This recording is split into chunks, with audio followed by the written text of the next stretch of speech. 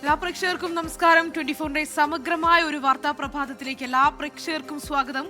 ഇന്ന് 2026 മെയ് 12 ചൊവ്വാഴ്ചയാണ്. മേടം 29. സമഗ്രമായ വാർത്തകളിലേക്ക് കടക്കാനുണ്ട്.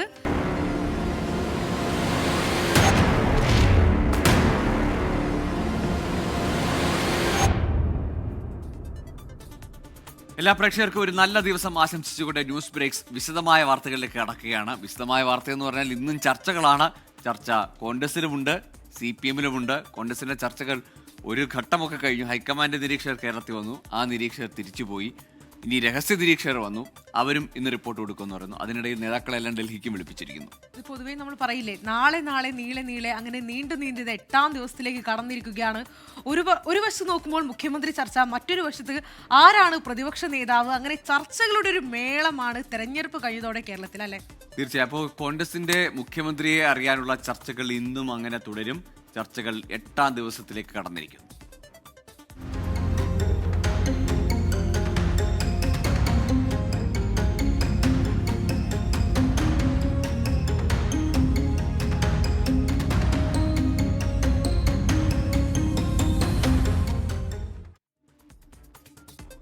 കോൺഗ്രസ് മുഖ്യമന്ത്രിയെ കണ്ടെത്താൻ ചർച്ച തുടർന്ന് ഹൈക്കമാൻഡ്. ഡൽഹിയിലേക്ക് വിളിപ്പിച്ച മുൻ KPCC അധ്യക്ഷന്മാരും മുതിർന്ന നേതാക്കളും വർക്കിംഗ് പ്രസിഡന്റുമാരുമായും ഹൈക്കമാൻഡ് ചർച്ച നടത്തും. മുഖ്യമന്ത്രിയെ സംബന്ധിച്ച് സംസ്ഥാനത്തെ പൊതുവികാരം വിലയിരുത്താൻ ഹൈക്കമാൻഡ് കേരളത്തിലേക്ക് അയച്ച രഹസ്യ നിരീക്ഷകർ ഇന്ന് റിപ്പോർട്ട് നൽകിയേക്കും. മുഖ്യമന്ത്രി ചർച്ചയിൽ നാളെ തീരുമാനമുണ്ടാകുമെന്ന് K. മുരളീധരൻ പറഞ്ഞു. അതായത് ചെല്ലട്ടെ, അവിടെ ചെന്ന കാര്യങ്ങളൊക്കെ എന്താണെന്ന് അറിയട്ടെ. ഇന്നാ നാളെ ആയിട്ടുണ്ടാവും ഈ കാര്യങ്ങളൊക്കെ തന്നെ. ഇല്ല, അവരൊക്കെ ഫോണിൽ സംസാരിക്കുന്നുണ്ട്. അങ്ങനെയാണ് എൻ്റെ അറിവ്. എന്തായാലും തീരുമാനം നാളെ ഉണ്ടാവും. ജിബിൻ JB തിരുവനന്തപുരത്തിനൊപ്പം വിനീത VG ഡൽഹിയിൽ നിന്ന് വിശദാംശങ്ങളുമായി ചേരുന്നുണ്ട്. ആദ്യം ജിബിനിലേക്ക്. Jibin, good morning. കേരളത്തിൽ ഇനിയൊരു ചർച്ചയില്ല, അല്ലെങ്കിൽ ഡൽഹിയിൽ ഇനിയൊരു ചർച്ചയില്ല, പ്രഖ്യാപനം മാത്രം. അത് രാഹുൽ ഗാന്ധിയും മല്ലികാർജ്ജുൻ ഖാർഗെയും കൂടെ ചർച്ച ചെയ്ത് അവസാനം തീരുമാനം പ്രഖ്യാപിക്കുമെന്നൊക്കെ പറഞ്ഞിടത്ത് നിന്നാണ് സംസ്ഥാനത്ത് നിന്ന് ഒരു ഡസൻ നേതാക്കളെ അങ്ങോട്ടേക്ക് വീണ്ടും വിളിപ്പിച്ചിരിക്കുന്നത്. സംസ്ഥാനത്തെ സാഹചര്യം, അല്ലെങ്കിൽ ഏത് നേതാക്കൾക്കാണ് പിന്തുണ, പൊതുവികാരം എങ്ങനെയെന്ന കാര്യത്തിലൊക്കെ ഹൈക്കമാൻഡിനും ആശയക്കുഴപ്പമാണോ ജിബിൻ?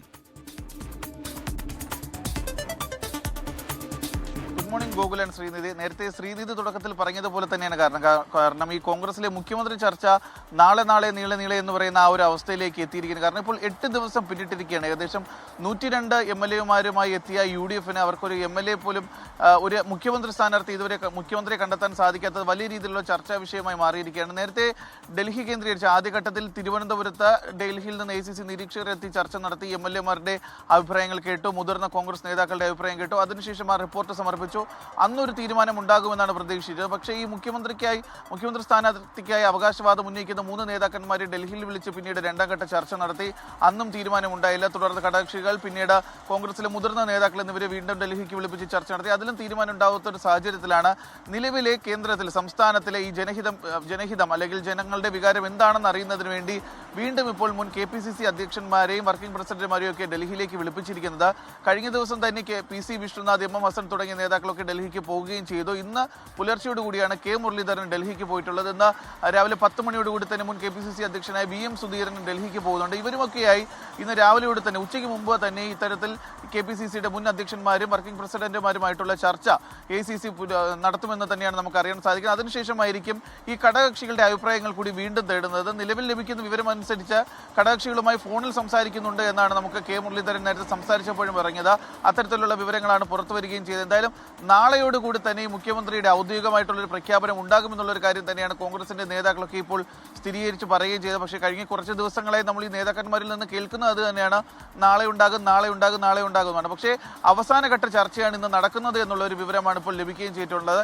ഇതിനിടെയാണ് കോൺഗ്രസ് AICCയുടെ നേതൃത്വത്തിൽ 3 നിരീക്ഷകരെ കഴിഞ്ഞ ദിവസം കേരളത്തിലേക്ക് അയച്ചു എന്നുള്ളൊരു കാര്യം കൂടി പുറത്തു വരുന്നത്. അത് ആരൊക്കെയാണ് എന്നുള്ള കാര്യം പോലും ഇതുവരെയും തുറന്നു പറയാൻ AICC നേതൃത്വം തയ്യാറായിട്ടില്ല. ഇവരെ വിട്ടേക്കുന്നത് നിലവിൽ സംസ്ഥാനത്തുള്ള ജനഹിതം എന്താണെന്ന് അറിയുന്നതിന് വേണ്ടിയിട്ടാണ്. പ്രത്യേകിച്ച് ആദ്യഘട്ടത്തിലൊക്കെ ഈ ചർച്ച നടന്ന സമയത്ത് KC വേണുഗോപാലിന്റെ പേരാണ് ഹൈക്കമാൻഡ് നിർദ്ദേശിച്ചത്, അല്ലെങ്കിൽ KCക്കാണ് ഹൈക്കമാൻഡിന്റെ പിന്തുണ എന്നുള്ള കാര്യങ്ങൾ പുറത്തു വന്നതോടുകൂടി വലിയ രീതിയിലുള്ള പ്രതിഷേധങ്ങളാണ് ഉണ്ടാവുകയും ചെയ്തത്. പിന്നീട് ഹൈക്കമാൻഡ് ഇടപെട്ട് തന്നെ ഈ നേതാക്കളെ കൊണ്ട് തന്നെ അണികളെ അന്വേഷിപ്പിക്കുന്ന ഒരു സാഹചര്യം ഉണ്ടായി. പക്ഷേ കഴിഞ്ഞ ദിവസമൊക്കെ നമ്മൾ വീണ്ടും കണ്ടതാണ് പോസ്റ്റർ യുദ്ധവും ഈ പരസ്യമായിട്ടുള്ള പ്രതികരണങ്ങളൊക്കെ കഴിഞ്ഞ ദിവസം കണ്ടതാണ്. തൊട്ടു പിന്നാലെ തന്നെയാണ് കഴിഞ്ഞ ദിവസം മുസ്ലിം ലീഗിന്റെ ഭാഗത്ത് നിന്ന്, മുസ്ലിം ലീഗിന്റെ മലപ്പുറം ജില്ലാ സെക്രട്ടറിയുടെ ഭാഗത്ത് നിന്ന് തന്നെ ഒരു പ്രതികരണം ഉണ്ടായത്. കാരണം ജയിച്ചു കയറി വന്ന MLA-മാർക്ക് അവരുടെ വിജയാഹ്ലാദ പ്രകടനം നടത്താനോ അല്ലെങ്കിൽ പൊതുമധ്യത്തിലോ ഇറങ്ങാൻ പറ്റാത്ത ഒരു സാഹചര്യമാണ് സംസ്ഥാനത്ത് നിലവിലുള്ളത് എന്നാണ് മുസ്ലിം ലീഗിന്റെ ഭാഗത്തു നിന്ന് ഒരു പിന്തുണ. പക്ഷേ അത് ശരിയായിട്ടുള്ള ഒരു കാര്യമാണ്. നമ്മൾ കഴിഞ്ഞ ദിവസം കണ്ടതാണ്. അത് KM അഭിജിത്തിനോടൊക്കെ നാട്ടുകാർ ആർക്ക് KCക്ക് എന്തുകൊണ്ട് പിന്തുണ കൊടുത്തു എന്ന് പറഞ്ഞുകൊണ്ട് ഇത്തരത്തിൽ MLA-മാരോടൊക്കെ തർക്കിക്കുന്ന ജനങ്ങൾ, സാധാരണക്കാരായ ജനങ്ങൾ തർക്കിക്കുന്ന ഒരു സാഹചര്യം പോലും നിലവിലുണ്ട്. അതുകൊണ്ട് തന്നെ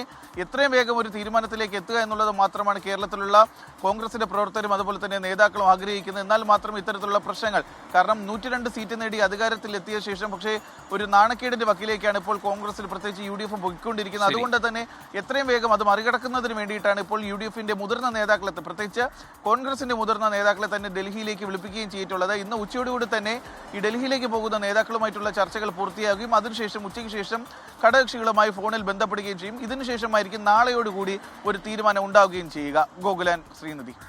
ജിബിൻ JB ആണ് വിവരങ്ങൾ നൽകിയത്. പ്രഖ്യാപനം എന്ന് പറഞ്ഞിടത്ത് നിന്നാണ് വീണ്ടും ചർച്ചയിലേക്ക് പോകുന്നത്. ഈ ചർച്ച എത്ര നീളുമെന്നതാണ് ഇനി അറിയേണ്ടത്. വിനീത കൂടിയുണ്ട് ഡൽഹിയിൽ നിന്നല്ലേ? വിനീത, ഗുഡ് മോർണിംഗ്. വിനീത, അങ്ങനെ ചർച്ചകൾ ഇത് 8ാം ദിവസത്തിലേക്ക് കടന്നിരിക്കുകയാണ്. ഇനി ഡൽഹിയിൽ ഒരു ചർച്ച ഉണ്ടാവില്ല എന്നൊക്കെ പറഞ്ഞൊരു സാഹചര്യം ഉണ്ടായി. എന്നാൽ ഇന്നിതാ വീണ്ടും നേതാക്കളെ ഡൽഹിയിലേക്ക് വിളിപ്പിക്കുന്നു. ഇനിയും എന്താണ്, ചർച്ചകൾ നീളുന്ന ഒരു സാഹചര്യമാണോ, അല്ലെങ്കിൽ ഇന്നെങ്കിലും അല്ലെങ്കിൽ വരുന്ന 2 ദിവസത്തിനുള്ളിലെങ്കിലും നമുക്ക് മുഖ്യമന്ത്രി ആരെന്നറിയാനുള്ള സാധ്യതയുണ്ടോ? Good morning Srinidhi and Gokul. Srinidhi സൂചിപ്പിച്ചതുപോലെ ആദ്യഘട്ടത്തിൽ ഡൽഹിയിൽ ഇനി ചർച്ചകൾ ഇല്ല എന്ന് പറഞ്ഞാണ് നേതാക്കൾ ഡൽഹിയിൽ നിന്ന് മടങ്ങിയത്. പക്ഷേ അതിന് പിന്നാലെ തന്നെ ഹൈക്കമാൻഡ് മുതിർന്ന കോൺഗ്രസ് നേതാക്കളുടെ അഭിപ്രായം കൂടി തേടിയേക്കുമെന്ന് നമ്മൾ തന്നെ വാർത്ത നൽകിയതാണ്. ഒരുപക്ഷെ ഈ മുതിർന്ന നേതാക്കളുടെ അഭിപ്രായം കൂടി പരിഗണിച്ചുകൊണ്ടാണ് ഇപ്പോൾ മുൻ KPCC അധ്യക്ഷന്മാരുടെ ഉൾപ്പെടെയുള്ളവരെ ഡൽഹിയിലേക്ക് വിളിക്കുകയും അവരുടെ കൂടി അഭിപ്രായം തേടിക്കൊണ്ട് അന്തിമ തീരുമാനത്തിലേക്ക് എത്താമെന്ന് ഹൈക്കമാൻഡ് തീരുമാനിക്കുകയും ചെയ്തിട്ടുള്ളത്. AK ആന്റണിയെ പോലുള്ള മുതിർന്ന നേതാക്കളുടെ അടക്കമുള്ള അഭിപ്രായം ഹൈക്കമാൻഡ് തേടിയെന്ന ചില സൂചനകൾ കൂടി നമുക്ക് ലഭ്യമാകുന്നുണ്ട്. ഏതാണെങ്കിലും നേതാക്കളൊക്കെ തന്നെ ഡൽഹിയിലേക്ക് എത്തിയിരിക്കുകയാണ്. ഇന്ന് അവർക്ക് AICC എപ്പോഴാണ് ഇവരുമായുള്ളൊരു കൂടിക്കാഴ്ച അല്ലെങ്കിൽ അത്തരത്തിലേക്കുള്ളൊരു സമയമടക്കമുള്ള കാര്യങ്ങളിൽ ഇനി തീരുമാനമാകേണ്ടതായിട്ടുണ്ട്. അതിൽ കഴിഞ്ഞ ദിവസങ്ങളിലേക്കൊക്കെ തന്നെ KC വേണുഗോപാലിന്റെ പേരിലാണ് ഒരു അല്പം മുൻതൂക്കം എന്ന തരത്തിലേക്കുള്ള ചില സൂചനകളും വാർത്തകളും ഒക്കെ തന്നെ വന്നിട്ടുണ്ടായിരുന്നു. അതിനിടയിലാണ് ഈ മുൻ KPCC അധ്യക്ഷന്മാരൊപ്പം തന്നെ വർക്കിംഗ് പ്രസിഡന്റുമാർ, മുതിർന്ന നേതാക്കൾ എന്നിവരുടെ കൂടി അഭിപ്രായം പരിഗണിച്ചുകൊണ്ട് മുന്നോട്ട് പോകാമെന്ന ഹൈക്കമാൻഡ് തീരുമാനിക്കുന്നത്. തുടർന്നാണ് നേതാക്കളെയൊക്കെ തന്നെ ഡൽഹിയിലേക്ക് വിളിപ്പിച്ചിരിക്കുന്നതിൽ ഇന്നലെ രാഹുൽ ഗാന്ധിയും പ്രിയങ്ക ഗാന്ധിയുമായി ഒരു കൂടിക്കാഴ്ച നടന്നതായിട്ടുള്ള വിവരങ്ങൾ കൂടിയുണ്ട്. ഇതിനിടയിലാണ് ഇത്തരത്തിലേക്ക് മുതിർന്ന നേതാക്കളുടെ അഭിപ്രായം കൂടി തേടിക്കൊണ്ട് മുന്നോട്ട് പോകാവുന്ന തരത്തിലേക്കൊരു അന്തിമ തീരുമാനത്തിലേക്ക് എത്തിയിരിക്കുന്നത്. ഒപ്പം തന്നെ നേരത്തെ സൂചിപ്പിച്ചതുപോലെ കേരളത്തിൽ 3 നിരീക്ഷകരെ അടക്കം അയച്ചിട്ടുണ്ട്. അവിടെയുള്ളൊരു ജനങ്ങളുടെ പൊതുവികാരം എങ്ങനെയാണെന്ന് ഉൾപ്പെടെയുള്ള കാര്യങ്ങൾ മനസ്സിലാക്കി റിപ്പോർട്ട് നൽകാനാണ് നിർദ്ദേശമുള്ളത്. അങ്ങനെ ഒരു ഘടകകക്ഷികളുടെയും ഒപ്പം തന്നെ ഒരു പൊതുവികാരവും ഒക്കെ ജനങ്ങളുടെ മനസ്സിലാക്കി മുന്നോട്ട് പോവുകയാണെങ്കിൽ അതൊരു പക്ഷേ VD സതീഷിന് അനുകൂലമാകാനുള്ള ഒരു സാധ്യതയുമുണ്ട്. ഏതാണെങ്കിലും അങ്ങനെ ഒരു തീരുമാനത്തിലേക്ക് ഹൈക്കമാൻഡ് എത്തുന്നതിന് മുൻപ് മുതിർന്ന നേതാക്കൾ അവർക്ക് എന്താണ് ഇക്കാര്യത്തിൽ പറയാനുള്ളതെന്ന് ഉൾപ്പെടെയുള്ള കാര്യങ്ങൾ പരിശോധിച്ചുകൊണ്ട് ഒരു അന്തിമ തീരുമാനത്തിലേക്ക് എത്താമെന്നുള്ളത് തന്നെയാണ് ഹൈക്കമാൻഡ് തീരുമാനിച്ചിരിക്കുന്നത്. അതിന്റെ ഭാഗമായി തന്നെയാണ് നേതാക്കളെയൊക്കെ ഡൽഹിയിലേക്ക് വിളിപ്പിച്ചിരിക്കുന്നത്. ശരി, ജിബിൻ JBയും വിനീത വിജിയുമാണ് വിവരങ്ങൾ നൽകിയത്. ശ്രീനിധി, അങ്ങനെ ഭരിക്കും മുമ്പേ ഭരണവിരുദ്ധ വികാരം ഉണ്ടാക്കുമോ എന്നൊരു ആശങ്ക കോൺഗ്രസ് അണികളും അല്ലെങ്കിൽ കോൺഗ്രസിനെ സ്നേഹിക്കുന്നവരൊക്കെ പറയുന്നുണ്ട്. അല്ലെങ്കിൽ UDF അണികളുടെ ഇടയിൽ അങ്ങനെ ഒരു വികാരം ഉണ്ടാകുന്നുണ്ട്. ഏതായാലും നേതാക്കൾ ഇന്ന് ഉറപ്പിച്ചു പറഞ്ഞത് K മുരളീധരൻ മാത്രമാണ്. നാളെ പ്രഖ്യാപനം ഉണ്ടാകും, ഇന്ന് തന്നെ തീരുമാനം ഉണ്ടാകുമെന്നൊക്കെ. നമ്മളെന്തായാലും ഈ നാടകം, ഈ ചർച്ചാ നാടകം കാണാൻ തുടങ്ങിയിട്ട് കുറേ ദിവസമായി. അതിന് എത്ര നീളുമെന്നത് കണ്ടറിയണം. സമാനമായ സാഹചര്യം തന്നെയാണ് മറ്റൊരു വശത്ത് നടക്കുന്നത്. ഇന്ന് CPIM നേതൃയോഗങ്ങൾക്ക് തുടക്കമാവുകയാണ്. സംസ്ഥാന സെക്രട്ടേറിയറ്റും നാളെയും മറ്റന്നാളും സംസ്ഥാന സമിതിയുമാണ് ചേരുന്നത്. നിയമസഭാ തെരഞ്ഞെടുപ്പിലെ കനത്ത തോൽവിയുടെ വിലയിരുത്തലും തിരിച്ചുവരവിനുള്ള മാർഗങ്ങളുമാണ് യോഗത്തിന്റെ അജണ്ട. പിണറായി വിജയൻ പ്രതിപക്ഷ നേതൃസ്ഥാനം ഏറ്റെടുക്കുമോ ഇല്ലയോ എന്നതിലാണ് രാഷ്ട്രീയ ആകാംക്ഷ. വിവരങ്ങളുമായി ജിബിൻ JB തുടരുന്നുണ്ട്. Jibin, good morning again. CPIM-നെ സംബന്ധിച്ചിടത്തോളം കനത്ത തോൽവി, ചരിത്ര പരാജയത്തെ പറ്റിയുള്ള വിശദമായ ചർച്ച, തുറന്ന ചർച്ച തുറന്നടിക്കാമെന്ന് ജനറൽ സെക്രട്ടറി തന്നെ പറഞ്ഞ സ്ഥിതിക്ക് നേതൃനിരയിൽ ആർക്കൊക്കെ എതിരെ തുറന്നടിക്കുമെന്നത് കണ്ടറിയണം. അത് വലിയ ആകാംക്ഷയാണ്. ഒപ്പം തന്നെ പ്രതിപക്ഷ നേതാവുമായി ബന്ധപ്പെട്ട് അല്ലെങ്കിൽ പ്രതിപക്ഷ നേതൃസ്ഥാനത്തേക്ക് പിണറായി വിജയൻ വരുന്നതുമായി ബന്ധപ്പെട്ട ചർച്ചകൾ സംസ്ഥാനത്തായിരിക്കുമെന്ന് ഇന്നലെ നേതാക്കൾ പറയുന്നുണ്ടായിരുന്നു. അപ്പോൾ സംസ്ഥാന സെക്രട്ടേറിയറ്റിൽ ഒരുപക്ഷെ പ്രധാന അജണ്ട അത് തന്നെയായിരിക്കില്ലേ?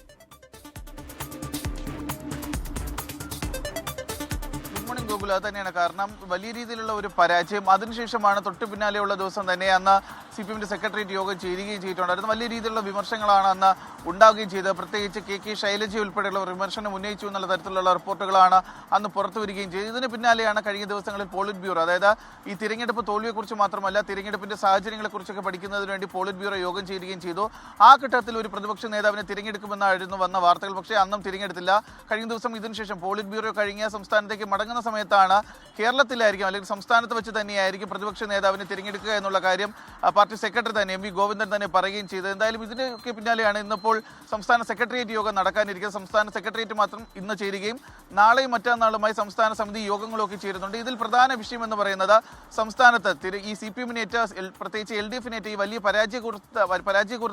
പരാജയത്തെക്കുറിച്ച് പഠിക്കുക എന്നുള്ളതാണ് ഇതിൻ്റെ ഒരു ലക്ഷ്യമെന്ന് പറയുന്നത്. അത് മാത്രമല്ല പ്രതിപക്ഷ നേതാവിനെ തിരഞ്ഞെടുക്കുന്നത് കൂടി വലിയ രീതിയിലുള്ള ഒരു ചർച്ചാ വിഷയമാവുകയും ചെയ്യുമെന്നാണ് നമുക്ക് ലഭിക്കുന്ന റിപ്പോർട്ടുകൾ. എന്തായാലും ഇത് ഏറ്റവും നിർണായകമാവുക എന്ന് പറയുന്നത് പ്രതിപക്ഷ നേതാവിനെ തിരഞ്ഞെടുക്കുകയാണ്. കാരണം കാവൽ മുഖ്യമന്ത്രി പിണറായി വിജയൻ തന്നെ പ്രതിപക്ഷ നേതാവ് സ്ഥാനത്തേക്ക് എത്തുമോ എന്നുള്ളതാണ് രാഷ്ട്രീയ ആകാംക്ഷയെ നിലനിൽക്കുകയും ചെയ്തിട്ടുള്ളത്. അത് കേന്ദ്രീകരിച്ചുള്ള ചർച്ചകളാണ് കഴിഞ്ഞ കുറച്ച് ദിവസങ്ങളായി നടക്കുകയും ചെയ്തിട്ടുള്ളത്. എല്ലാവരും കാത്തിരിക്കുകയും ചെയ്യുന്ന അതാണ്.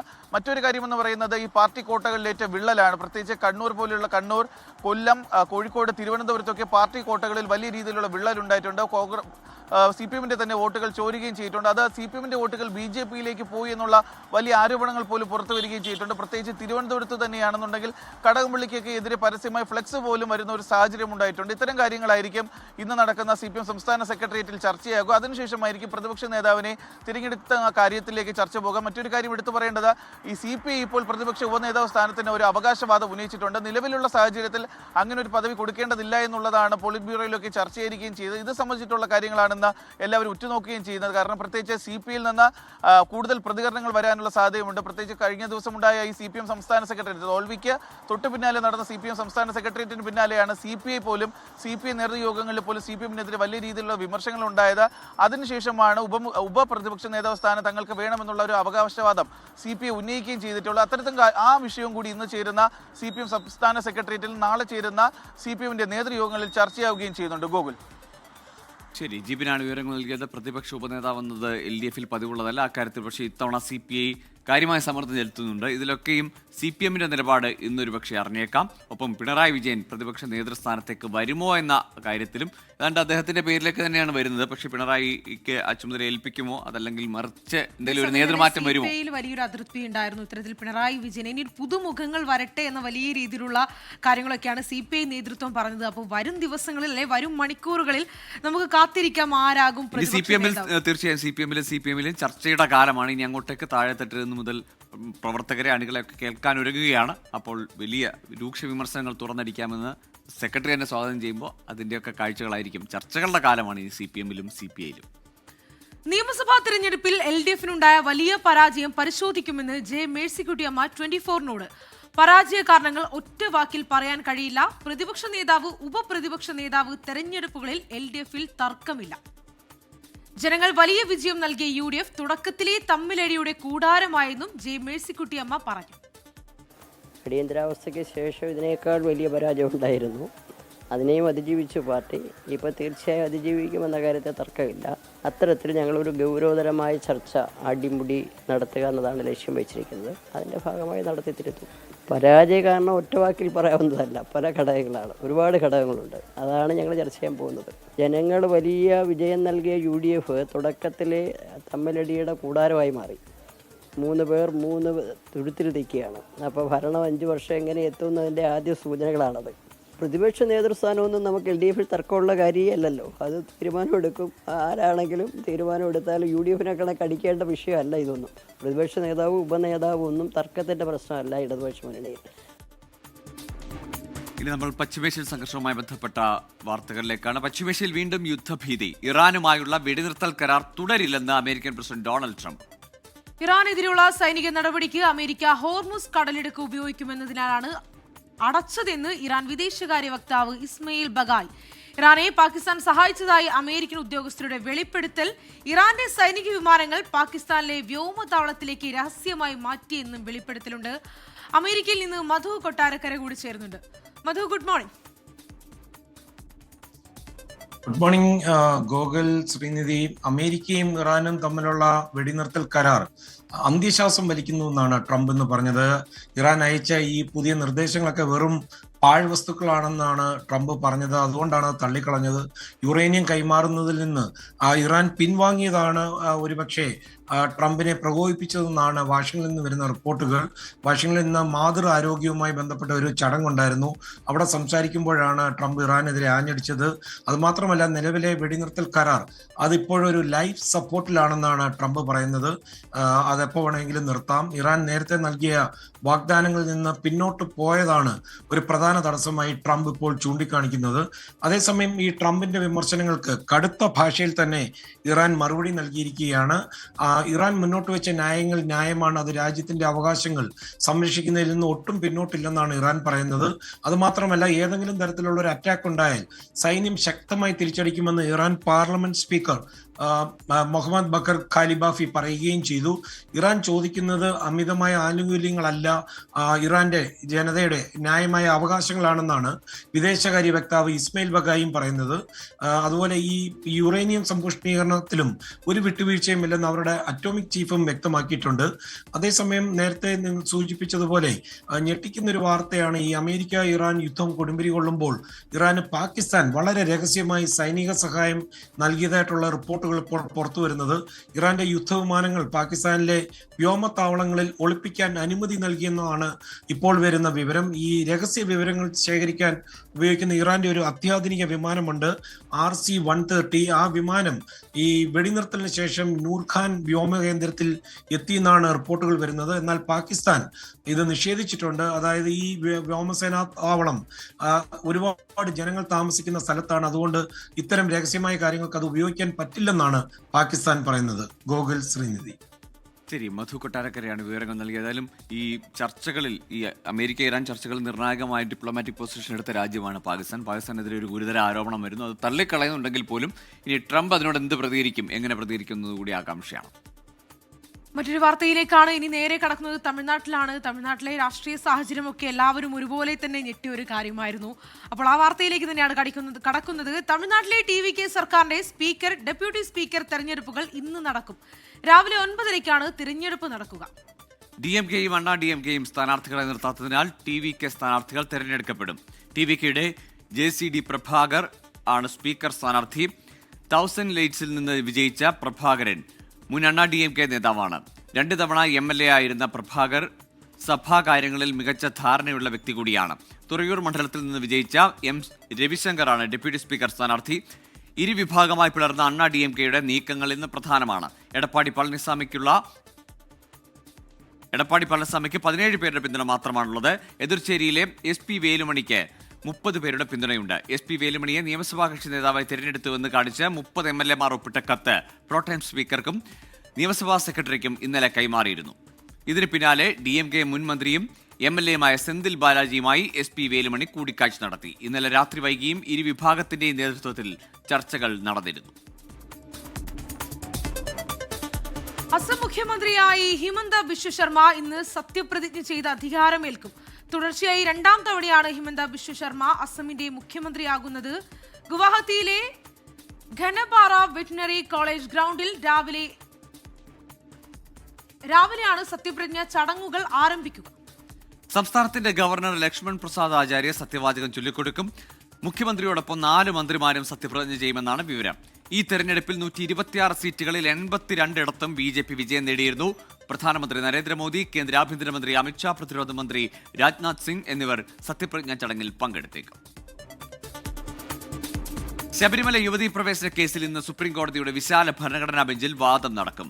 സംസ്ഥാന സർക്കാരിന്റെ വാദമായിരിക്കും ആദ്യ 1 മണിക്കൂറിൽ നടക്കുക.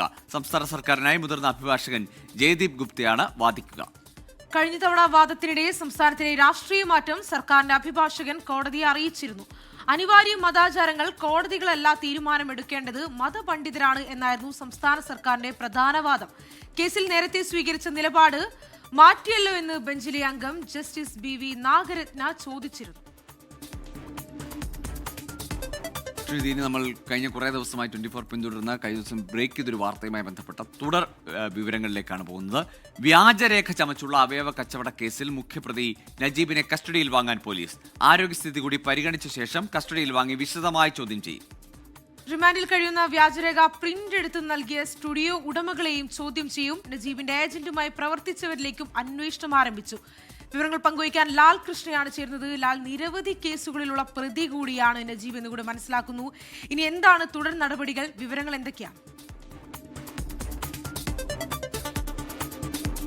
നജീബിനെ കേന്ദ്രീകരിച്ചുകൊണ്ടാണ് നിലവിലുള്ള അന്വേഷണം മുന്നോട്ട് പോയിക്കൊണ്ടിരിക്കുന്നത്. പക്ഷേ ഇയാളിൽ നിന്ന് കൂടുതൽ കാര്യങ്ങൾ ഇനിയും അറിയേണ്ടതുണ്ട്. ഉത്തർപ്രദേശിൽ നിന്നാണ് ഇയാളെ പിടികൂടാൻ സാധിച്ചത്. ഈ കേസുമായി ബന്ധപ്പെട്ടുകൊണ്ട് ഇയാൾ ഒറ്റയ്ക്കല്ല ഈ കാര്യങ്ങൾ ചെയ്തത് എന്നുള്ളതാണ് നിലവിൽ പോലീസിന്റെ അനുമാനം. പ്രത്യേക സംഘത്തെ രൂപീകരിച്ചുകൊണ്ടാണ് അന്വേഷണം പുരോഗമിക്കുന്നത്. അത് ഓരോ ജില്ലയിലുള്ളതിന് പുറമെ സംസ്ഥാന തലത്തിൽ കൂടി പ്രത്യേക അന്വേഷണ സംഘമുണ്ട്. പക്ഷേ ഇയാളുടെ മൊഴി കൃത്യമായി രേഖപ്പെടുത്തുന്നതിനോടൊപ്പം വിശദമായ അന്വേഷണം നടക്കണമെങ്കിൽ ഇയാളുടെ കൂടെ ആരൊക്കെ ഉണ്ട് എന്ന കാര്യത്തിലും കൃത്യമായ ഒരു ധാരണ ഉണ്ടാക്കേണ്ടതുണ്ട്. നിലവിൽ എറണാകുളം ജില്ലയിൽ നിന്ന് പിടികൂടിയ ഏജന്റുമാരായി പ്രവർത്തിക്കുന്ന ആളുകൾ, അതായത് ഈ വ്യാജരേഖ ചമയ്ക്കുന്നതിന് വേണ്ടിയിട്ട് കൃത്രിമമായി രേഖകൾ ഉണ്ടാക്കിയ ആളുകളെ കൂടാതെ മറ്റാരൊക്കെ ഉണ്ട് എന്നതാണ് പ്രത്യേക അന്വേഷണ സംഘം അന്വേഷിക്കുന്നത്. മാത്രമല്ല ഈ രേഖകൾ 2 ആശുപത്രികളെ കേന്ദ്രീകരിച്ചുകൊണ്ടാണ്, അവിടേക്ക് കൊടുക്കാനുള്ള രീതിയിലാണ് ഈ രേഖകൾ തയ്യാറാക്കിയത്. ഈ ആശുപത്രികൾക്ക് ഇതുമായി നേരിട്ട് ബന്ധമുണ്ടോ, മറ്റാരെല്ലാം ഇവർ പിന്നിലുണ്ടായിരുന്നു, ഏതെല്ലാം തരത്തിലാണ് ഇത്തരം ആളുകളെ കണ്ടെത്തുന്നതിന് വേണ്ടി ആരൊക്കെ സഹായിച്ചു, ഇവരുടെ സാമ്പത്തിക ഉറവിടം എന്താണ്, ഏതെല്ലാം രീതിയിലാണ് കൈകാര്യം ചെയ്തത് എന്നീ കാര്യങ്ങൾ കേന്ദ്രീകരിച്ചുകൊണ്ട് തന്നെയാണ് അന്വേഷണം പുരോഗമിക്കുന്നത്. പക്ഷേ ആ അന്വേഷണത്തിന് പൂർണ്ണമായും സഹകരിക്കേണ്ട നജീബ് തന്നെയാണ്. നജീബിൻ്റെ ആരോഗ്യസ്ഥിതി പരിശോധിച്ച ശേഷം വിശദമായ ചോദ്യം ചെയ്യലിന് വേണ്ടി കസ്റ്റഡിയിൽ വാങ്ങാനും കൂടുതൽ അന്വേഷണത്തിന്റെ ഭാഗമായി കൂടുതൽ ഇടങ്ങളിലേക്ക് എത്തിക്കാനുമാണ് ഉദ്ദേശിക്കുന്നത്. കാസർഗോഡ് മുതൽ കൊല്ലം വരെയുള്ള മേഖലകൾ കേന്ദ്രീകരിച്ചുകൊണ്ട് നിലവിൽ 5-ലേറെ സംഭവങ്ങൾ ഉണ്ടായിട്ടുണ്ട്. അതായത് വ്യാജരേഖ ചമച്ച് പലരുടെയും അവയവം ഇത്തരത്തിൽ മാറ്റിയിട്ടുണ്ട് എന്ന കാര്യമാണ് കണ്ടെത്താൻ സാധിച്ചിട്ടുള്ളത്. അപ്പോൾ അതുകൊണ്ട് തന്നെ സംസ്ഥാനത്തുടനീളം ഈ അന്വേഷണം വ്യാപിപ്പിക്കുന്നതിനോടൊപ്പം സംസ്ഥാനത്തിന് പുറത്തോട്ടും ഇത്തരത്തിലുള്ള സംഘങ്ങളുമായിട്ടുള്ള ബന്ധത്തെക്കുറിച്ച് കൂടി അന്വേഷിക്കുക എന്നുള്ളതാണ് നിലവിൽ പ്രത്യേക അന്വേഷണ സംഘത്തിന്റെ മുന്നിലുള്ളത്. IPL നിന്ന് ഗുജറാത്ത് ടൈറ്റൻസ് സൺറൈസേഴ്സ് ഹൈദരാബാദ് പോരാട്ടം രാത്രി 7:30 അഹമ്മദാബാദിലാണ് മത്സരം. ജയിക്കുന്നവർക്ക് പോയിന്റ് പട്ടികയിൽ ഒന്നാമതെത്താം. 11 മത്സരങ്ങളിൽ 7 ജയം, 4 തോൽവി, 14 പോയിന്റ്. കണക്കുകളിലും കരുത്തിലും ഒപ്പത്തിനൊപ്പമുള്ള ഗുജറാത്ത് ടൈറ്റൻസും സൺറൈസേഴ്സ് ഹൈദരാബാദും ഇന്ന് മുഖാമുഖം. ജയം പോയിന്റ് പട്ടികയിലെ 1-ാം സ്ഥാനവും പ്ലേ ഓഫ് ബർത്ത് അഡ്വാൻറ്റേജും നൽകുമെന്നതിനാൽ പോരാട്ടം പൊടിപൊടിക്കും. മോശം തുടക്കത്തിന് ശേഷം കത്തിക്കയറി വന്നവരാണ് ഇരുകൂട്ടരും. ആദ്യ 4 മത്സരങ്ങളിൽ 3-ലും തോറ്റ ഹൈദരാബാദ് പിന്നീടുള്ള 7-ൽ 6-ലും ജയിച്ചു. അവസാന 4 മത്സരങ്ങളും ജയിച്ചതിന്റെ ആത്മവിശ്വാസത്തിലാണ് ആതിഥേയരായ ഗുജറാത്ത്. ഹെവി ടോപ്പ് ഓർഡർ തന്നെയാണ് ഇരു ടീമിന്റെയും കരുത്ത്. ഹൈദരാബാദിന് Abhishek Sharma, Travis Head, Ishan Kishan, Heinrich Klaasen എന്നിവരെങ്കിൽ ശുഭ്മാൻ ഗിൽ, സായ് സുദർശൻ, ജോസ് ബട്ട്ലർ എന്നിവരിലൂടെയാണ് ഗുജറാത്തിന്റെ മറുപടി. Mohammed Siraj, Kagiso Rabada, Rashid Khan, Jason Holder എന്നിവരുള്ളത് ബൌളിംഗിൽ ഗുജറാത്തിന് മുൻതൂക്കം നൽകുന്നു. നായകൻ പാറ്റ് കമ്മിൻസിന്റെ കണിശതയാർന്ന ബൌളിംഗിലൂടെ ഗുജറാത്തിനെ പൊളിക്കാമെന്ന് ഹൈദരാബാദും കണക്കുകൂട്ടുന്നു. നേർക്കുനേർ കണക്കുകളിൽ ഗുജറാത്തിന് മൃഗീയ ആധിപത്യമുണ്ട്. 7-ൽ 5-ലും ജയിച്ചു. ഒരെണ്ണം ഹൈദരാബാദ് ജയിച്ചപ്പോൾ 1-ൽ ഫലമുണ്ടായില്ല. Sports desk 24. ഏറ്റവും കൂടുതൽ എല്ലാവരെയും ബാധിക്കുന്ന ടീം താഴേക്കിടയിലുള്ള ആൾക്കാരെ മുതൽ എല്ലാവരെയും ഒരുപോലെ ബാധിക്കുന്ന ഒരു വിഷയത്തിലേക്കാണ് കടക്കുന്നത്. ഇന്ധനവില വർദ്ധിപ്പിക്കാൻ ഒരുങ്ങി പൊതുമേഖലാ എണ്ണ കമ്പനികൾ. കേന്ദ്ര സർക്കാരിൽ നിന്ന് കമ്പനികൾക്ക് അനുമതി ലഭിച്ചതായി സൂചന. 2 ദിവസത്തിനകം പ്രഖ്യാപനമുണ്ടായേക്കും. പെട്രോളിനും ഡീസലിനും ലിറ്ററിന് 5 രൂപ കൂട്ടാനാണ് സാധ്യത. വിനീത വിജി ചേരുന്നുണ്ട് ഡൽഹിയിൽ നിന്ന്. വിനീത, കഴിഞ്ഞ ദിവസം ബംഗളൂരുവിൽ പ്രധാനമന്ത്രിയുടെ ആ പ്രസംഗത്തിന് ശേഷം ഈ നിയന്ത്രണങ്ങൾ ഉണ്ടായേക്കുമെന്ന ഒരു ചർച്ചയാണ് വന്നതെങ്കിൽ അതിനപ്പുറത്തേക്ക് വില വർധനയിലേക്ക് തന്നെ തീരുമാനങ്ങൾ പോകുന്നു എന്ന സൂചന ലഭിക്കുന്നു. എങ്ങനെയാണ് ലഭിക്കുന്ന വില വർധനയുടെ വിവരങ്ങൾ?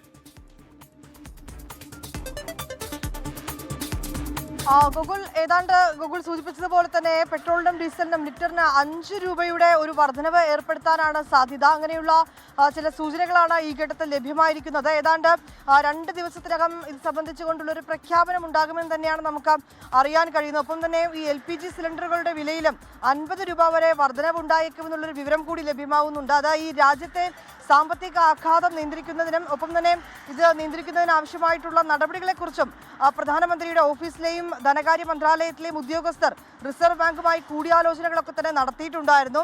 ഈ അവശ്യ വസ്തുക്കൾ അല്ലാത്തവയുടെ ഇറക്കുമതി നിയന്ത്രിക്കുന്നതും വിഷയം പരിഗണനയിലുണ്ട്. ഇതിന്റെ കൂടി ഭാഗമായിട്ടാണ് ഇത്തരത്തിലേക്കൊരു നടപടിയിലേക്ക് നീങ്ങുന്നത്. നേരത്തെ തന്നെ ഈ വിലവർധനവ് ഉണ്ടായേക്കുമെന്ന തരത്തിലുള്ള ചില സൂചനകളും അതുമായി ബന്ധപ്പെട്ടുകൊണ്ടുള്ള ചില അഭ്യൂഹങ്ങളും ഒക്കെ തന്നെ നിലനിൽക്കുന്നുണ്ട്. ഏതാണെങ്കിലും ഇപ്പോൾ ഇത് സംബന്ധിച്ച ഈ ഇന്ധനവില വർദ്ധിപ്പിക്കാൻ ഒരുങ്ങിയ പൊതുമേഖലാ എണ്ണ കമ്പനികൾ ഇവർക്ക് ആവശ്യമായിട്ടുള്ള ഒരു അനുമതി ലഭിച്ചതായിട്ടുള്ള ചില വിവരങ്ങളൊക്കെ തന്നെയാണ് നമുക്ക് ലഭ്യമാകുന്നത്. ഏതാണ്ട് 2 ദിവസത്തിനകം ഇത് സംബന്ധിച്ചുകൊണ്ടുള്ള ഒരു പ്രഖ്യാപനം ഉണ്ടായേക്കും. ഏതാണ്ട് 5 രൂപയിൽ വരെ ഒരു വർധനവ് ഉണ്ടാകുമെന്നാണ് നമുക്കിപ്പോൾ അറിയാൻ കഴിയുന്നത്. ഗോകുൽ.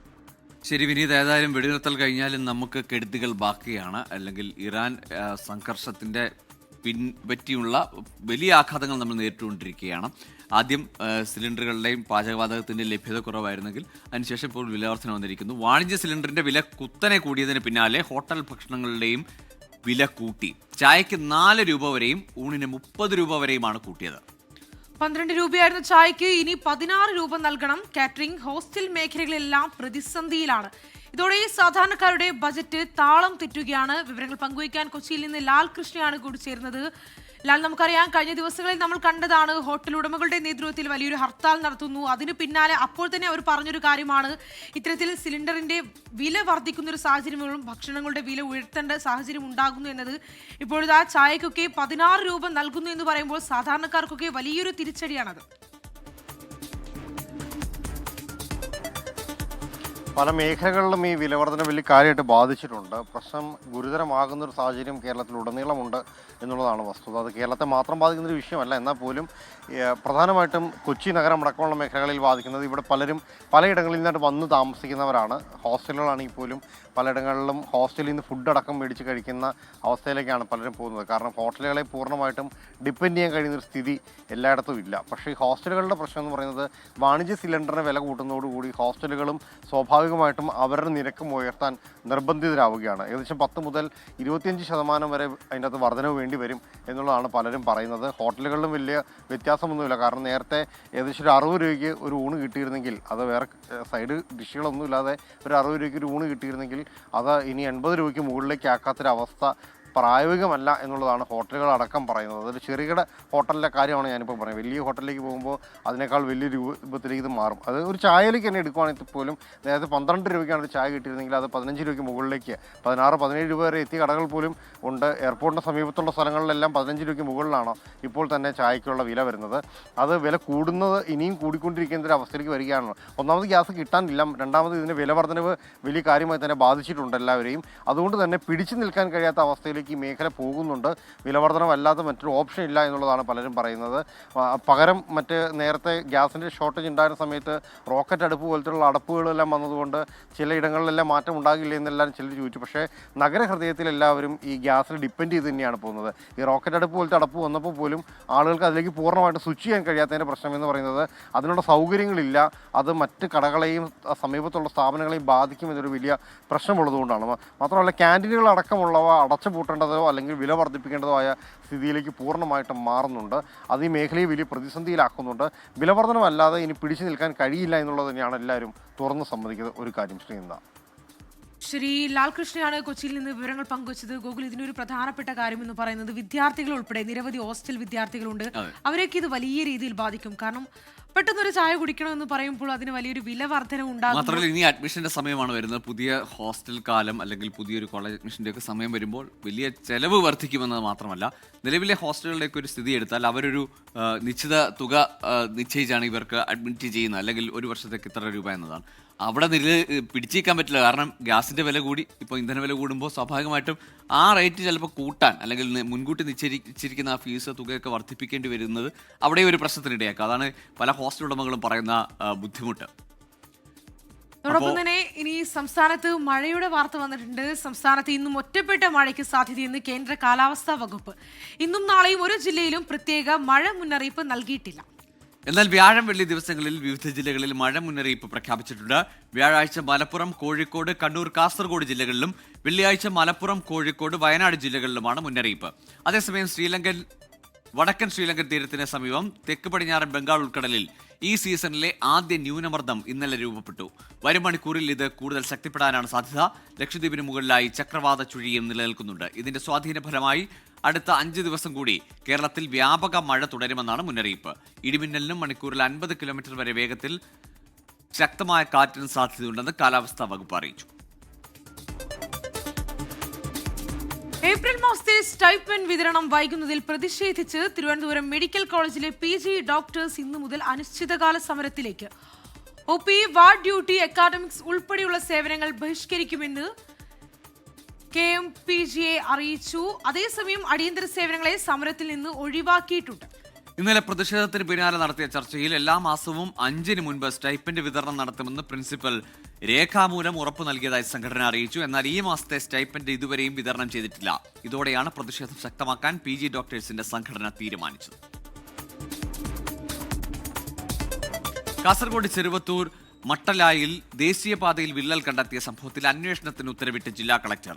RDOയുടെ നേതൃത്വത്തിലുള്ള സംഘം അടിയന്തര പരിശോധന നടത്തി റിപ്പോർട്ട് നൽകണം. തഹസിൽദാർ, പൊതുമരാമത്ത്, റോഡ്സ് വിഭാഗം, എക്സിക്യൂട്ടീവ് എഞ്ചിനീയർ തുടങ്ങിയ വിവിധ വകുപ്പ് പ്രതിനിധികൾ സംയുക്തമായാണ് അന്വേഷണം നടത്തുക. ശനിയാഴ്ച പെയ്ത കനത്ത മഴയ്ക്ക് പിന്നാലെ ഞായറാഴ്ച രാവിലെയാണ് ദേശീയപാതയിൽ വിള്ളൽ കണ്ടത്. തുടർന്ന് RDO പ്രാഥമിക പരിശോധന നടത്തി കളക്ടർക്ക് റിപ്പോർട്ട് സമർപ്പിച്ചിരുന്നു. ലോക ഫൈബ്രോമയാൾജിയ അവബോധ ദിനത്തോടനുബന്ധിച്ച് UK-യിൽ ചിത്രീകരിച്ച ദ ഹേർട്ട് വിത്തൌട്ട് സ്കാർ എന്ന ഡോക്യുമെന്ററി റിലീസ് ചെയ്തു. രോഗികളുടെ അനുഭവങ്ങളും പ്രതിസന്ധികളുമാണ് ഡോക്യുമെന്ററിയുടെ പ്രമേയം. രചനയും സംവിധാനവും നിർവഹിച്ചിരിക്കുന്നത് നിഷ നായരാണ്. സുന്ദരവടിവേൽ സെന്തിൽ മുരുകനാണ് cinematography. Creative director Jai Krishna, Bharathi സുബ്രഹ്മണ്യമാണ് എഡിറ്റിംഗ്, കളറിംഗ്, സൗണ്ട് മിക്സിംഗ് എന്നിവ നിർവഹിച്ചിരിക്കുന്നത്. റവന്യൂ വകുപ്പിന് വേണ്ടി ഓടിയ ടാക്സി കാറുകൾക്ക് വാടക കുടിശ്ശിക കിട്ടിയില്ലെന്ന് പരാതി. കോഴിക്കോട് ജില്ലയിലെ 12 ടാക്സി ഉടമകൾക്കാണ് വാടക ലഭിക്കാനുള്ളത്. സാങ്കേതിക തടസ്സമെന്ന് പറഞ്ഞ അധികൃതർ ഒഴിവാക്കുന്നുവെന്നാണ് ടാക്സി ഉടമകളുടെ പരാതി. ഭൂമി തരമാറ്റം ഉൾപ്പെടെയുള്ള ജോലികൾക്കായി വില്ലേജ് ഓഫീസുകളിൽ ഉപയോഗിച്ച ടാക്സി കാറിന്റെ വാടക കുടിശ്ശികയാണ് കൊടുത്തു തീർക്കാനുള്ളത്. 2025 മാർച്ച് മുതൽ 2026 ഫെബ്രുവരി വരെയുള്ള കരാറിൽ 6 മാസത്തെ വാടകയാണ് കുടിശ്ശികയുള്ളത്. കോഴിക്കോട് ജില്ലയിൽ 12 കാർ ഉടമകൾക്കാണ് പണം ലഭിക്കാനുള്ളത്. വാടക കുടിശ്ശികയായതോടെ വലിയ പ്രതിസന്ധിയിലാണിവർ. 6 മാസം വാടക കിട്ടാണ്ട് 6 മാസം വാടക സെപ്റ്റംബർ മുതൽ ഫെബ്രുവരി വരെ. ഇപ്പോൾ ഇന്ന് കിട്ടും നാളെ കിട്ടും വിചാരിച്ച് ഇങ്ങനെ നിൽക്കുകയാണ്. ഫയല് സെക്രട്ടറിയിലാണ്. അന്വേഷിച്ചപ്പോൾ പറയുന്നത് ആയില്ല, 4 സെക്രട്ടറിമാർ മീറ്റിംഗ് കൂടി ഒപ്പിടണം, അങ്ങനെയൊക്കെയാണ് പറയുന്നത്. ഒരു രക്ഷയില്ല. വണ്ടീൻ്റെ അടവ് തെറ്റിക്കിടക്കുകയാണ്. വീടിൻ്റെ വാടക എല്ലാം കൂടി ഇപ്പോൾ ഭയങ്കര ബുദ്ധിമുട്ടിലാണ്. ജീവിക്കാൻ പറ്റാത്ത അവസ്ഥയ്ക്ക്. ആവശ്യവുമായി ബന്ധപ്പെട്ടവരെ സമീപിക്കുമ്പോൾ സാങ്കേതിക തടസ്സമെന്നാണ് മറുപടിയെന്ന് ടാക്സി ഉടമകൾ പറയുന്നു. ഭൂമി തരംമാറ്റമായി ഓടുന്ന ടാക്സികളാണ് ഞങ്ങൾ. 1 വർഷത്തെ ഗ്യാരണ്ടിയിലാണ് ഞങ്ങൾ ഈ വാഹനം ഓടുന്നത്. ഇപ്പോൾ 6 മാസം കഴിഞ്ഞ 2025 മുതൽ 6 മാസത്തെ വാഹന വാടക കുടിശ്ശികയാണ് ഞങ്ങൾക്ക് കിട്ടാനുള്ളത്. അപ്പോൾ ഇതുമായിട്ട് ബന്ധപ്പെട്ട് ഞങ്ങൾ തൊഴിലാളികളെ സംബന്ധിച്ച് വളരെ ബുദ്ധിമുട്ടിലാണ് ഞങ്ങൾ കാര്യങ്ങൾ. അതായത് ഹൗസിംഗ് ലോൺ ഉള്ള ആളുകളുണ്ട്, വണ്ടി ലോണ്, വാഹന വായ്പ എടുത്തിട്ട് അടയ്ക്കാൻ പറ്റാത്ത അവസ്ഥയിലാണ്. അങ്ങനെ മൊത്തം ഞങ്ങളുടെ അവസ്ഥ വളരെ ദുരിതത്തിലാണ് ഇപ്പോൾ പോയിക്കൊണ്ടിരിക്കുന്നത്. 1 വർഷത്തെ കരാറടിസ്ഥാനത്തിൽ എടുക്കുന്ന ടാക്സികൾക്ക് 1 മാസം 35,000 രൂപയാണ് വാടക. വാടക കുടിശ്ശിക എത്രയും വേഗം കിട്ടിയില്ലെങ്കിൽ പ്രതിഷേധത്തിലേക്ക് കടക്കാനാണ് ഇവരുടെ തീരുമാനം. 24 കോഴിക്കോട്. മലപ്പുറത്ത് 8 വയസ്സുകാരന് രക്ഷകനായി 11കാരൻ. പുന്നപ്പുഴയിൽ മുങ്ങിത്താഴുകയായിരുന്ന ഷെബിൻ ഷാനെയാണ് അമൽ ഷാൻ എന്ന 11കാരൻ ജീവിതത്തിലേക്ക് തിരികെ എത്തിച്ചത്. CPR നൽകാനും ഈ കൊച്ചുമിടുക്കൻ മറന്നില്ല. മലപ്പുറത്ത് വഴിക്കടവിലാണ് ഷെബിൻ ഷാനിന്റെയും അമൽ ഷാനിന്റെയും വീട്. വല്യുപ്പയുടെയും വല്യുമ്മയുടെയും മറ്റു ബന്ധുക്കളോടുമൊപ്പമാണ് ഇരുവരും പുന്നപ്പുഴയിലെ അത്തിക്കുണ്ട് കടവിലെത്തിയത്. നീന്തി കുളിക്കുന്നതിനിടെ ഷെബിൻ ഷാൻ കയത്തിലകപ്പെട്ടു. വലിയ 2 പമ്പ് അവിടെ എത്തി. പിന്നെ അവിടുന്ന് ചുയിലടിച്ചപ്പോ ഓൻ ഇങ്ങനെ കറങ്ങി. അപ്പൊ ഞാൻ അവിടേക്ക് ഇറങ്ങി. ഓനെ ഇവിടുന്ന് ഈ പമ്പിന്റെ ഇവിടുന്ന് എടുത്തിട്ട് അത് അവിടെ കണ്ടൊരു കര, ആ കരയൊക്കെ എത്തിച്ചു. ആ പോത്ത് കിടക്കണ അതിലാണ് ചെറിയ പോക്ക ഓനെ കൊണ്ടുപോകുന്നത്. അത് അവിടെ ചുയിലടിച്ചത്. ഷെബിൻ ഷാൻ മുങ്ങിത്താഴുന്നത് കണ്ട് അമൽ ഷാന്റെ വല്യുപ്പ അബൂബക്കർ രക്ഷപ്പെടുത്താനുള്ള ശ്രമം നടത്തി. എന്നാൽ അബൂബക്കർ ചുഴിയിലകപ്പെട്ടു. ഇതോടെ അമൽ ഷാൻ പുഴയിലേക്ക് ചാടി. ധീരത കൈവിടാതെ കൂട്ടുകാരനെ അതിസാഹസികമായി കരയിലെത്തിച്ചു. ഞാൻ മണലിലൊന്നോടെ അതില് പറഞ്ഞു അപ്പുറത്തെ അത്തിക്കൊണ്ടാണ് വേഗം വാറും. അതിലാ നീന്തിയപ്പോ എനിക്ക് നീന്താൻ വയ്ക്കുന്നത്. ഞാൻ ബാക്കൊക്കെ അങ്ങനെ പോയി. അതില് ഞാന് അബക്ക ഞാനീ മുങ്ങണ്ടായിരുന്നു. അതില് ഞാന് ബാക്ക് പോയി മുങ്ങി. പിന്നെ അച്ഛൻ എന്താ രക്ഷപ്പെടുത്തിയോ? എങ്ങനെ CPR നൽകാമെന്ന 5ാം ക്ലാസ്സിലെ പാഠഭാഗവും അമൽഷാന് സഹായമായി. ജലസേചനത്തിനായുള്ള പമ്പ് ഹൌസ് സ്ഥാപിച്ച ഇവിടെ 2 ആൾത്താഴ്ചയിൽ വെള്ളമുണ്ട്. 24 മലപ്പുറം. ഒരു വർഷത്തിനുള്ളിൽ ദുബായ് വിമാനത്താവളത്തിലെ റെഡ് കാർപ്പറ്റ് സേവനം ഉപയോഗിച്ചത് 8 ലക്ഷം യാത്രക്കാർ. General directorate of identity and foreigners affairs ആണ് ഇക്കാര്യം വ്യക്തമാക്കിയത്. ലോകത്തിലെ ഏറ്റവും വേഗമേറിയ സ്മാർട്ട് യാത്രാ സംവിധാനങ്ങളിൽ ഒന്നായാണ് റെഡ് കാർപ്പറ്റ് വിലയിരുത്തപ്പെടുന്നത്.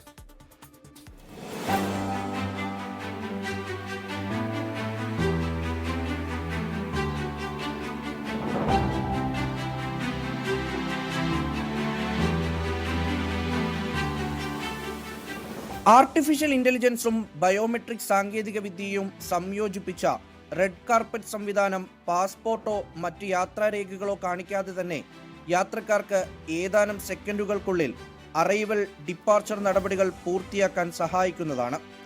2026 ഏപ്രിൽ അവസാനം വരെയുള്ള കണക്കുകൾ പ്രകാരം അർഹരായ യാത്രക്കാരിൽ 83% പേരും ഈ സേവനം ഉപയോഗിച്ചത് ഡിജിറ്റൽ യാത്രാ സംവിധാനത്തിലേക്കുള്ള വിശ്വാസം വർദ്ധിക്കുന്നതിന്റെ തെളിവാണെന്ന് അധികൃതർ ചൂണ്ടിക്കാട്ടുന്നു.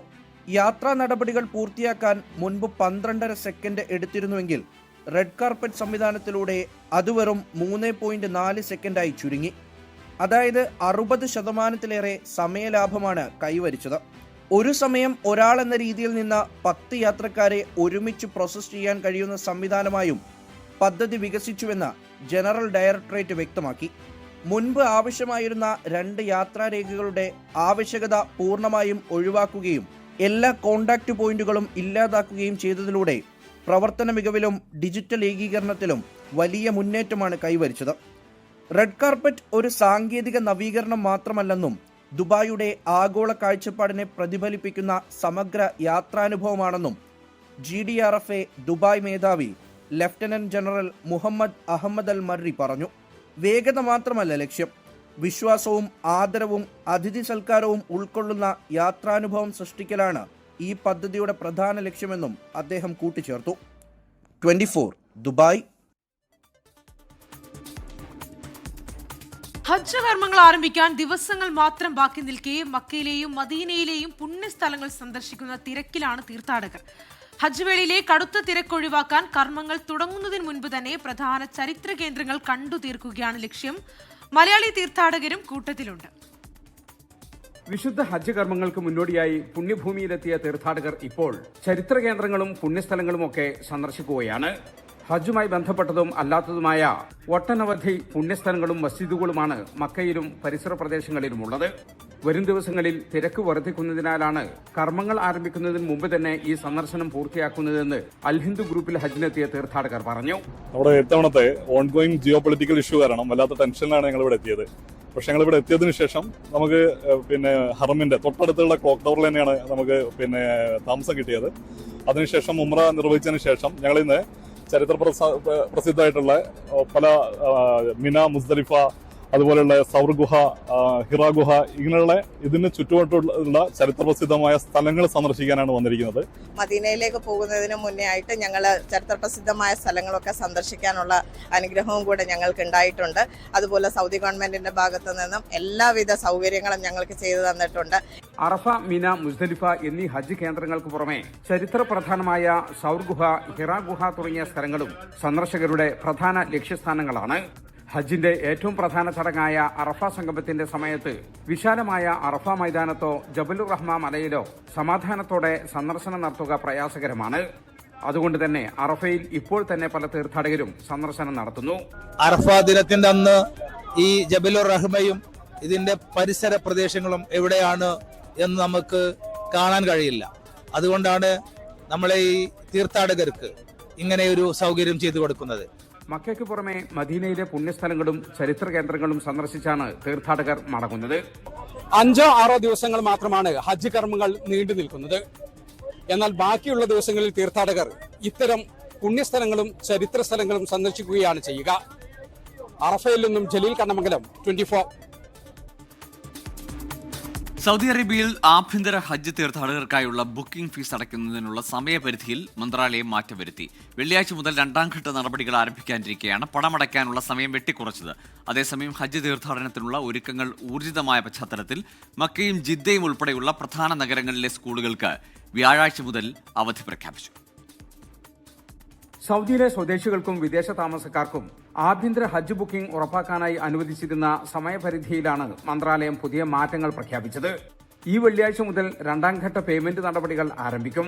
വെള്ളിയാഴ്ചയ്ക്ക് മുമ്പ് ബുക്ക് ചെയ്യുന്നവർക്ക് പണമടക്കാൻ 72 മണിക്കൂർ സമയം ലഭിക്കും.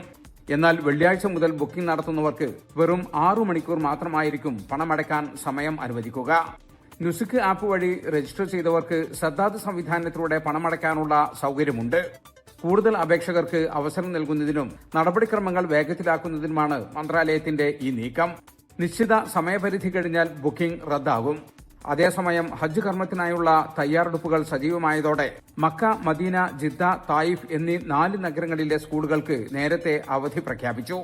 ഈ വരുന്ന വ്യാഴാഴ്ച പ്രവൃത്തി സമയം കഴിയുന്നതോടെ വിദ്യാർത്ഥികൾക്ക് പെരുന്നാൾ അവധി ആരംഭിക്കും. എന്നാൽ രാജ്യത്തെ മറ്റു ഭാഗങ്ങളിലെ സ്കൂളുകൾക്ക് ജൂൺ 9-നായിരിക്കും അവധി ആരംഭിക്കുക. തിരക്ക് നിയന്ത്രിക്കുന്നതിന്റെ ഭാഗമായി മക്കയിലെ ഹറമിനോട് ചേർന്നുള്ള സ്കൂളുകളിൽ പഠനം ഓൺലൈൻ സംവിധാനത്തിലേക്ക് മാറ്റിയിട്ടുണ്ട്. ഹജ്ജിന് ശേഷം ദുൽഹജ്ജ് 15-ന് തിങ്കളാഴ്ച എല്ലാ സ്കൂളുകളും പുനരാരംഭിക്കും. 24 ജിദ്ദ.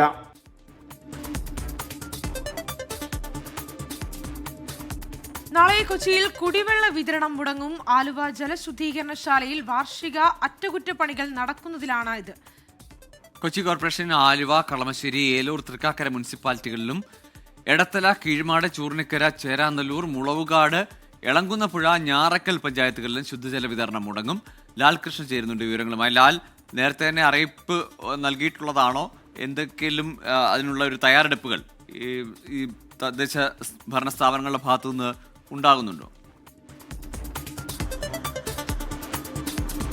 തീർച്ചയായിട്ടും ഇത് 2 ദിവസം മുമ്പ് പ്രത്യേകിച്ച് നോട്ടീസായി തന്നെ എല്ലാ മേഖലകളിലേക്കും അറിയിച്ചിട്ടുണ്ട്. കാരണം ഇതൊരു കോർപ്പറേഷനെയും 4 മുനിസിപ്പാലിറ്റിയെയും 5-ലേറെ പഞ്ചായത്തുകളെയും ബാധിക്കുന്ന ഒരു വിഷയമായതുകൊണ്ട് തന്നെയാണ് എല്ലായിടങ്ങളെയും നേരത്തെ തന്നെ ഇക്കാര്യം അറിയിച്ചിരിക്കുന്നത്. പെരിയാറിൽ നിന്ന് വെള്ളം എടുത്ത് ശുദ്ധീകരിച്ചുകൊണ്ടാണ് പലയിടങ്ങളിലേക്കും ഈ കുടിവെള്ളം എത്തിക്കുന്നത്, പൈപ്പ് മുഖേന എത്തിക്കുന്നതാണ്. പക്ഷേ വാർഷിക അറ്റകുറ്റപ്പണി എന്ന് പറയുന്നത് സാധാരണ വേനൽക്കാലത്ത് കാര്യമായി നടത്താറില്ല. മഴയ്ക്ക് മുന്നേ തന്നെ ഈ അറ്റകുറ്റപ്പണികൾ പൂർത്തിയാക്കേണ്ടതുണ്ട് എന്നുള്ളത് കൊണ്ടാണ് അടിയന്തര സാഹചര്യം കണക്കിലെടുത്തുകൊണ്ട് അറ്റകുറ്റപ്പണികളിലേക്ക് കടക്കുന്നത്. ഇതിൻ്റെ പശ്ചാത്തലത്തിലാണ് ഈ മുനിസിപ്പാലിറ്റികളെയും പഞ്ചായത്തുകളെയും അതോടൊപ്പം കൊച്ചി കോർപ്പറേഷൻ അടക്കം, അതായത് കൊച്ചി നഗരത്തിൻ്റെ ഹൃദയത്തെ ആകമാത്രത്തിൽ ബാധിക്കുന്ന രീതിയിൽ തന്നെയാണ് ഈ കുടിവെള്ള വിതരണം മുടങ്ങാൻ പോകുന്നത്. നേരത്തെ ഗൂഗിൾ പറഞ്ഞ പോലെ കൊച്ചി കോർപ്പറേഷന് പുറമെ Aluva municipality, Kalamassery municipality, Eloor municipality, Thrikkakara മുനിസിപ്പാലിറ്റിയും എടത്തല, കീഴ്മാട്, ചൂർണിക്കര, ചേരാനെല്ലൂർ, മുളവുകാട്, എളങ്കുന്നപ്പുഴ, ഞാറക്കൽ പഞ്ചായത്തുകളെയുമാണ് ഇത് ബാധിക്കുക. ഈ പഞ്ചായത്തുകളെയും മുനിസിപ്പാലിറ്റികളെയും പൂർണ്ണമായും ബാധിക്കും എന്നുള്ളതല്ല, പക്ഷേ ഈ പഞ്ചായത്തുകളുടെയും മുനിസിപ്പാലിറ്റിയുടെയും പല മേഖലകളിലുള്ള ഇടങ്ങളിലെയും കുടിവെള്ള വിതരണത്തെ സാരമായി ബാധിക്കും എന്നുള്ളത് തന്നെയാണ് അറിയിച്ചിരിക്കുന്നത്. അതുകൊണ്ട് തന്നെ ആളുകൾ ഇതുമായി ബന്ധപ്പെട്ടുകൊണ്ടുള്ള മുൻകരുതലുകൾ സ്വീകരിക്കണം എന്നുള്ളതാണ്. അത് കഠിനമായ അവസ്ഥയിലേക്ക് പോവുകയാണെങ്കിൽ പ്രതിവിധി എന്ന രീതിയിൽ ടാങ്കറിൽ വെള്ളം എത്തിക്കുന്ന അടക്കമുള്ള കാര്യങ്ങളും ആലോചിക്കുന്നുണ്ട്. പക്ഷേ അത്രയും വലിയ പ്രതിസന്ധിയിലേക്ക് പോകില്ല എന്നുള്ളതാണ് നിലവിൽ പ്രതീക്ഷിക്കുന്നത്. ശരി, ലാൽകൃഷ്ണൻ വിവരങ്ങൾ നൽകിയതായാലും കൊച്ചിയും ചുറ്റുവട്ടത്തുമുള്ള ആളുകൾ ശ്രദ്ധിക്കുക. നാളെ കുടിവെള്ള വിതരണം മുടങ്ങും. അതിനുള്ള മുൻകരുതലുകൾ, തയ്യാറെടുപ്പുകൾ നടത്തുക. ഇതോടെ ന്യൂസ് ബ്രേക്സ് പൂർണ്ണമാവുകയാണ്.